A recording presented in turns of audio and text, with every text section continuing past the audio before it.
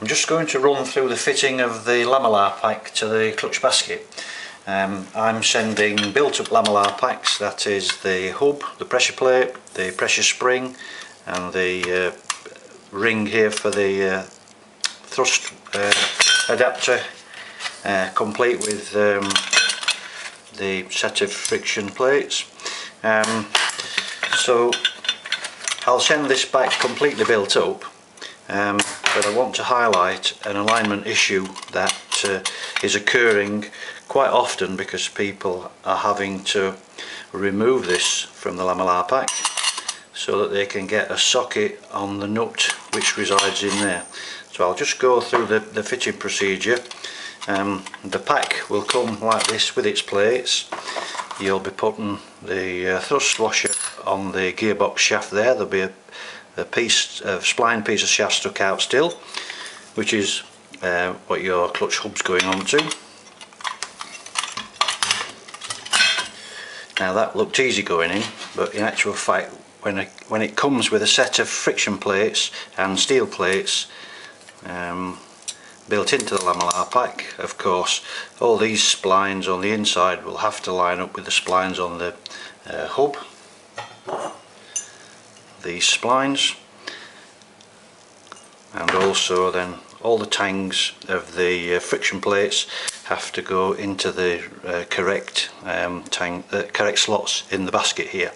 So when the lamellar pack's put together, it's important that I build it into a basket. That's either if someone's basket's here or it's a basket I use as a slave for building stuff up, and the whole thing's built up. Now the main issue comes, as I say, when people have fastened this onto the bike using the socket which goes onto the nut in the middle there, that big heavy tight nut with a flange on it. I don't want to show you, but you'll know the one I mean. Now my socket that I had was a nice thick wall one, and I've had to get it in the lathe and reduce it so that it goes onto the nuts nicely. You can buy thinner wall sockets, but I'm getting reports from people that their sockets didn't fit, so they've actually removed the 6 small screws that held this all together, and of course they're disturbing the alignment. Now they're only removing this while it's in the bike, while the basket is mounted on the gearbox shaft, and this is mounted within the basket with all the clutch plates nicely lined up so that the splines and the tangs are doing the job as they should. But what they're doing by undoing these is they're actually inviting trouble that BMW know they once had. The adapter from the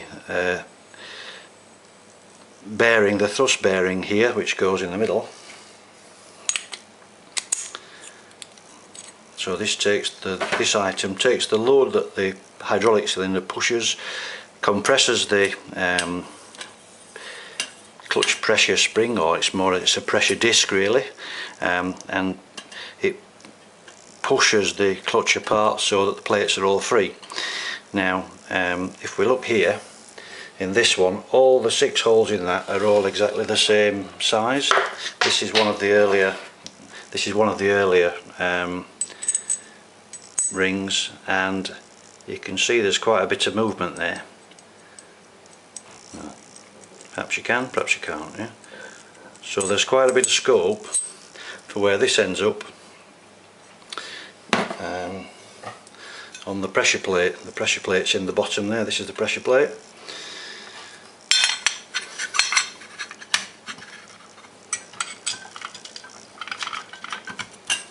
So you can just see the play there around the thread of the bolt, because the hole's significantly larger. And what BMW have done in later versions is they've introduced what looks exactly like the same part, but 4 of the holes are the same as before, quite generous, but 2 of the holes they've modified. This hole here they've made on almost as tight a fit as they dare make it against the thread, so the bolt only just goes in, the set screw only just goes in, and that is very close to snug once it's up. There's not much movement at all. And then at the other side, see, that's such a tight fit, it doesn't want to come out easily. Over at the other side, opposite it, you'll notice that's actually a slot, it's not actually a round hole. So if I try to move the bolt that way up and down in it, it's tight, but there's quite a bit of play there. So really this is doing the centralising of the thrust plate to the pressure plate, and this one is just backing it up at the other side, because obviously they couldn't make both those holes exactly the right size because the distance between there and there might vary from one casting to another slightly, and you would never get it together. So that's what they've done. Now they've highlighted the fact really that they're having a problem when they put this in the middle of the spring, that the pressure plate is not centered on the back. So the pressure plate, which is down in the bottom of there, gets pulled up by these 6 posts by the pressure spring. It's pulled that way. If it's slightly out of position, then it's not going to come up square on the clutch pack, and you're going to get that bite release of the clutch just as you get to the point of control, and it's the split second the bike starts to move forwards. So, and that's really why I'm highlighting this, that when I supply these packs they're all lined up, but if you've undone the nut in the middle to fit them on, then you stand a chance of having this, as I say, it's like the bike tries to kangaroo off the line, rather than going off nice and smoothly as you let the clutch lever out further and further to take up the drive. The second the bike starts to move, the clutch starts to jump and the bike kangaroos off the spot. And the problem is that there's so much scope for this item here not necessarily being centered. If we look here, there's quite a gap between the edge of the spring and the hub. So that's here, the spring is pressing down on there with a seat that goes in for the spring to press on so it doesn't eat into the aluminium, but the spring itself can be anywhere, so that's moving about by a millimetre or more. To make things worse, we might be able to get the pressure plate and its posts nicely centered here, nicely centered by having the drillings of these more accurately on the later engines. But even so, there's still then a gap between the spring and that plate. So there, you see the movement? So what's actually happening is that the pressure plate on the back is being drawn up to clamp the pack nice and tight, but it could be in any one of a few positions. Firstly, if these aren't beautifully centered in line with the pressure plate because of the movement here, and then secondly because the spring itself is not a tight fit in there, and thirdly this adapter from bearing to spring again moves around. Now these aren't in the compressed state, but the amount of play there is just the same, whether it's all clamped up with these bolts tightened up to clamp the pack up, or loose like I've done to show here.